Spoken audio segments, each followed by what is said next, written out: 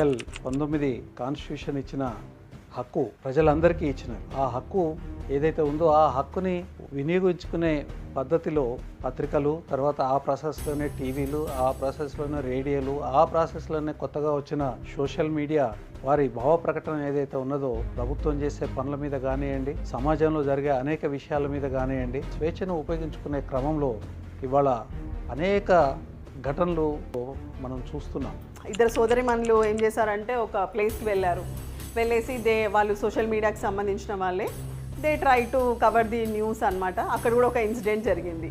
So ఏంటి అంటే వాళ్ళ యొక్క స్ట్రెంగ్త్ని కానీ వాళ్ళ యొక్క మనోబలాన్ని దెబ్బతీసే ప్రయత్నాలు జరుగుతున్నాయి. అంటే బీయింగ్ సోషల్ మీడియాలో వీళ్ళు ఇప్పుడు ఎంతవరకు వెళ్ళిందంటే సోషల్ మీడియా నవ్వడేస్ అసలు వాళ్ళు కంప్లీట్గా వాళ్ళు మీడియానే బీట్ చేసేసారు. మీడియాని బీట్ చేసి ఎంత ఈజీ అయిపోయిందంటే ఒక కామన్ మ్యాన్కి చాలా ఈజీగా సోషల్ మీడియా ప్లాట్ఫామ్ ద్వారా ఎన్నో వేల మందికి, లక్షల మందికి న్యూస్ చేరబడుతుంది ఇప్పుడు. సో అది జరగకుండా ఆపడానికి చాలా ప్రయత్నాలు జరుగుతున్నాయి. మీరు రూల్ బ్రేక్ చేస్తుంటే తప్ప పోలీసులు మిమ్మల్ని అరెస్ట్ చేసే రైట్ ఏ పోలీస్ అధికారికి లేదండి. అలాంటప్పుడు మీరు భయపడాల్సిన అవసరం ఏముంది? అరుణేష్ కుమార్ జడ్జిమెంట్స్ ఉన్నవి, చాలా జడ్జిమెంట్స్ ఉన్నవి. రూల్ బ్రేక్ మీరు చేయరు. మీరు రూల్ని ప్రశ్నిస్తున్నప్పుడు, రూల్ ప్రాపర్గా లేనప్పుడు, రూలింగ్ ప్రాపర్గా లేనప్పుడు మీరు ప్రశ్నిస్తున్నప్పుడు ఏ పోలీస్ అధికారికి మిమ్మల్ని అరెస్ట్ చేసే రైట్ అనేది పోలీస్ అధికారికి లేదు.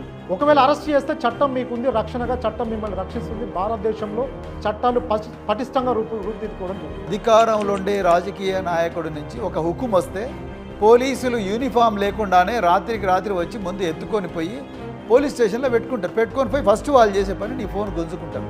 అది తప్పు. ఇంకా నిన్ను రకరకాల ప్రశ్నలు వేసి కొడతారు, తిడతారు, భయపెట్టడంతో ఈ వ్యక్తి తన భావ ప్రకటన స్వేచ్ఛను తానే పనిచేసుకుంటాడు. ఆ పరిస్థితి అనేది రాకూడదు. అది రాజ్యాంగానికి వ్యతిరేకం. మనం ఏం చేయాలి అంటే పోలీస్ వ్యవస్థతోని గొడవ పెట్టుకోవడం కాదు, మన హక్కు గురించి చెప్పాలి. మీ హక్కు గురించి మీరు మాకు చట్టబద్ధంగా మీరు మాకు ఓన్లీ నోటీస్ ఇవ్వాలి. ఎందుకనంటే ఇది 7 సంవత్సరాల లోపు శిక్ష ఉన్న అలిగేషన్ కాబట్టి, అంటే నింద ఏదైతే మోపుతున్నారో దానికి 7 సంవత్సరాల కన్నా తక్కువ శిక్ష ఉన్నది కాబట్టి మీరు ఖచ్చితంగా మాకు నోటీస్ ఇవ్వాలని చెప్పాలి.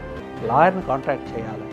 ఆ తర్వాతనే మీరు ఒకవేళ తప్పనిసరి పరిస్థితుల్లో పోలీసులు వాళ్ళు బలవంతంగా తీసుకొని పోతే మీరు అప్పుడు కోఆపరేట్ చేయండి.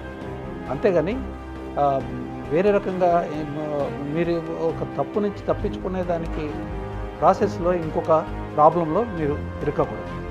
But I'm telling need not worry at all. Because ఏ విధంగా అయితే ఎన్ని కేసులు పోలీసులు పెట్టినా మీకు కోర్ట్ ఉంది, కోర్ట్ ఆఫ్ లా ఉంది, అక్కడ మీకు జస్టిస్ జరుగుతుంది. Social media is a boon. తప్పకుండా దీన్ని బాగా వాడుకోండి. Police have no right to stop you from doing what you have been doing legally in social media.